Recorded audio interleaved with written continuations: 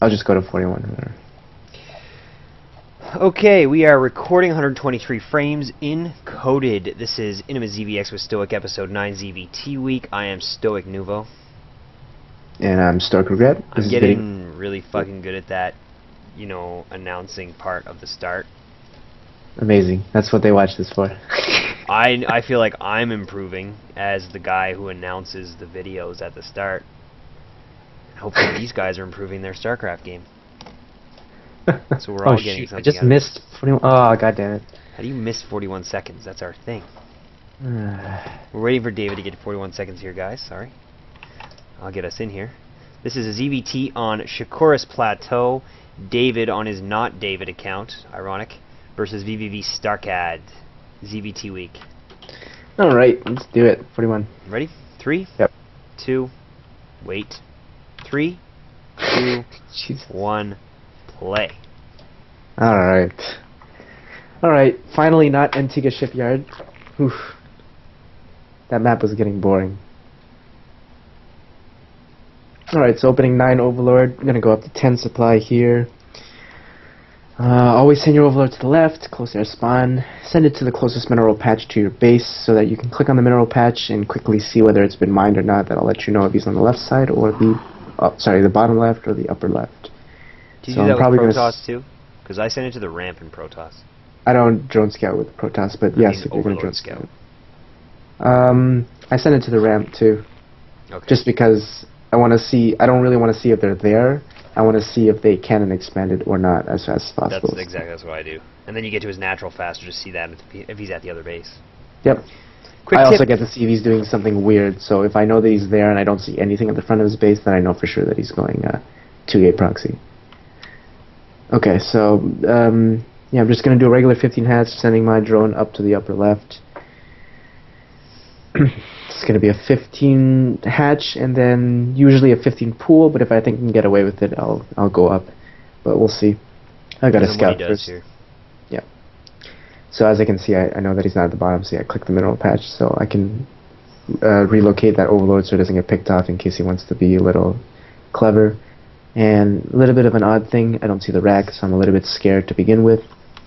So I'm going to put down my pool at 15 instead of a later pool just because I have no idea what's going on. And now I see no gas, so I'm assuming this is going to be some kind of a proxy. Because to have no gas means if you're going to do 1 racks, you're going to do a 1 racks command center. And doing that without putting your racks in the right location is super, super risky. So I'm assuming 2 racks, and I see 2 racks here. So this is going to be a very strong push just because the racks are so close to me. I'm just going to have to react properly, so I see the 1 Marine. I also saw 1 more being built there, so I know for sure he's investing in Marines. If he cut production there, I would have assumed that he's going into command center.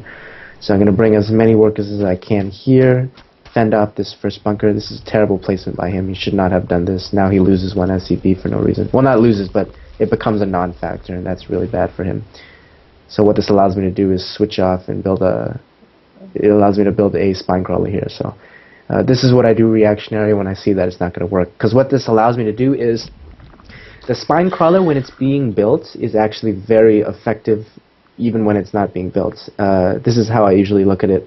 When you have a building that is going to be a threat to him when it comes up, it basically acts as a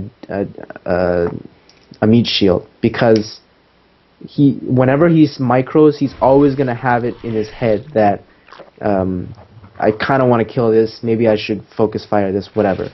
So that's usually why the instant I see the bunker fail, I know that putting down the spine crawler right there, not only if it finishes, it's going to be excellent. See, it even allows me to drone up to 2 here. You got kind of lucky there, catching him out of position too. Yep. Getting a free Marine. Yep. So now I see that he's investing into more Marines because he's not lifting up those Raxes, and he lets me sneak up a Zergling, and this is really bad for him because now I know exactly what he's doing. So I'm free to drone up here, so I even cancel my spine crawler. I seem to do that a lot, and I think it's it's a lost art in StarCraft 2 that people used to do a lot more in, say, Warcraft or StarCraft 1. He's expanding. Are you going up to 30 or 40 drones right now? Because you saw that? Yeah, definitely going to be droning up as heavy as I possibly can here. So right now it's okay to be blind because I know the command center is going down. The investment cannot be too heavy. So here, a little bit of a scary moment. I do see quite a few Marines, but it's okay because this spine crawler on a map like this is so good. It gets off almost 2 hits by the time he goes up the ramp to see vision of it. So yeah, very, very, very good position. Not scared at all. If I see him go up here, I might pull drones just to be super safe, but I might not even do that. We'll see. Yeah, I don't even do that because that's not even enough Marines. Just because you always have to keep track of the Zerglings that you're making. So me pulling drones there would have been ideal if I didn't build any Zerglings, but I did. So I'm pretty much okay now. So here's my macro hatch. I'm getting my 2 gases. I'm getting my 2 gases here on the second base just because the saturation in the second base is heavier because I had to mainer more drones to the second base in order to fend off the possible pressure. So, always you want to balance your saturation here. So that's why I got the 2 gas at the bottom first. So as you can see, my saturation is quite balanced because of that. So getting my 3rd gas a little bit faster than normal because I have so many drones. I can definitely afford it. So I'm getting the additional 2. And now I'm going to be scanning his base, and I see a tech lab and a whole bunch of Marines with an additional racks, so I know that he has at least 3. So right now I'm assuming that he's going to be going into Marine Heavy Army. So I'm going to be preparing for that. Definitely going to be getting my Baneling Nest sometime. And now basically I have to decide whether I want to tech up or I want to take my 3rd. And the better decision here is to take the 3rd, because I got such a good scout at the beginning of the game, and he didn't really do any economic damage to me. Taking the 3rd base would improve my economic lead, and it's very safe at this point, because if I am correct and he isn't going Hellions behind this, then I will be able to fend it off with just Zerglings and Banelings. So I can't afford it because I have so many drones, so I do tech and expand at the same time. So usually something you don't want to do, but in this case I have enough units already on the map with the Baneling Nest and full control of the map because I see both Salnaga caverns. So I'm just going to keep sending scouts here. I'm sending the Zergling on the upper right hand corner to watch for drops because you cannot get slow overlords there in time. You want to do a time check? Drop at 9:30. And go. Okay. So scouting here, I see that Marines are still being produced, but the reason why this is weird is I'm thinking, like this is usually the thought process of it. I usually go and I say, if you wanted to do just a lot of Marines, 3 is not enough. You should have had at least 4 racks, even 5. You can even afford 6 at this point. And if that's the case, then you need to be doing double tech lab. You know what I mean? Because you want to be researching. Because if that's your only gas deposit, you want to be researching stim and combat shields at the same time. So for him not to show me two upgrading tech labs at this point, it feels like he is teching into something, and it doesn't feel like it can be starport, because if it's starport, you want to be double upgrading that as soon as possible. So that's why I build a whole bunch of Banelings here, because I'm kind of unsure of whether he's going to attack me or not, and that's exactly what's going to happen. So I'm going to do a nice little flank here. This is a Blue Flame Hellion Marine push. It doesn't really work when it gets flanked. This is a really strong push against just Zerglings, but if you have Zerglings and Banelings and you get a flank, it usually gets demolished. So we're going to see that. It's like there's nothing you can do at this point. Like there's nowhere he can go, and he's just going to get totally wrecked. He doesn't even have stim. That was a sick flank. Yeah, so that was pretty easy. I'm going to be droning behind this because I have too much army value at this point. So I'm just going to poke up here, see what I can do. I generally know that I can't kill him at this point, so this is just to scare him while I drone behind, just kind of waste time. Maybe get a scout. And I see that he produced 3 more Marines behind that, so... We got a Ranger. Because he produced... See, this is what you have to tell by people's production. I know that he's continuing to make Marines, and I know that he has 3 Raxes, and when I scout up there, I only see 3 Raxes. So now I'm assuming that he only had 3 barrackses, which tells me that you can't just afford 3 barrackses, and he didn't even show me a high medevac count at all, so it must be double factory. So like it doesn't really matter at this point, but it's just something interesting to note. And of course I could not have busted him. If I attack into Blue Flame Hellions and Marines, like whatever, I'm not gonna be not gonna humor him with a response, I see. Yeah, like that. Come on, buddy, what are you talking about? Oh boy. Baleen You are so far ahead in this game, it's not even worth it to aim. Yeah. You got 9 infestors about to pop out. And you're being ridiculous with your drones here. Oh, he just got a lucky scan on your infestor, so he knows he's dealing with that now. Yeah, it's very difficult for him to win at this point. Well, nine infestors is ridiculous. Yeah. Especially when he wasn't going tanks. Yep. It's because I didn't have to build additional units on the push that he did. And that's really bad, because that means all of my resources went into saturating the third, and then all of my resources after that went into infestors, which is why the count is so ridiculously high. So still using the Zergling, making sure that drops can't kill me. Drops is really, really hard to deal with infestor plays. You really have to they're play so well. goddamn slow. Yep. So at this point, I'm just going to build up a big army, and I want to go to tier 3, which is why I'm teching here, but I don't think he can survive a push just because he invested way too much into that push. So, especially because he's transitioning to tanks now. Like, if you guys are town players listening to this, transition slowly when pushes mess up.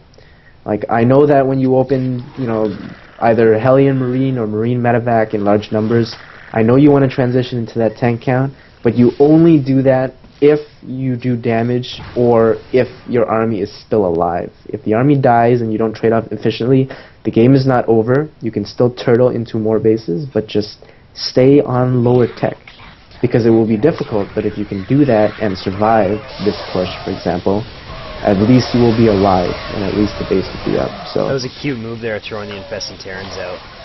Yeah, that's funny, we were just talking about that. Yeah, last night.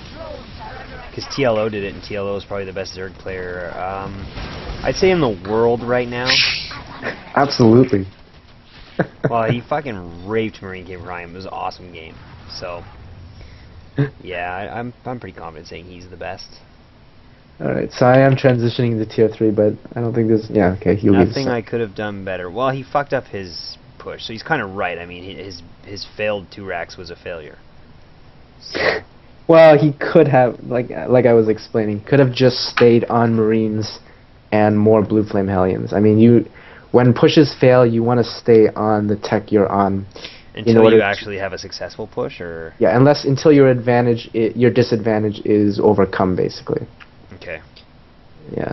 And that goes does that go for all 3 races, or just Terran? Yeah, definitely. I'm trying to put it into perspective. So say, if I'm playing... Okay, let me think of a ZvT one.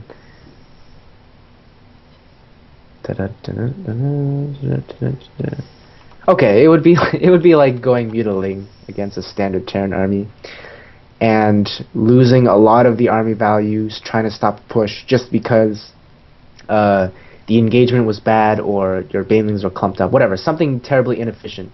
You trade off at equal food, and it's terrible for you in that, he's left over with 3 tanks or whatever, and you have to use your second wave in order just to clean it up, and it's horrible. You lost like 15 drones or whatever.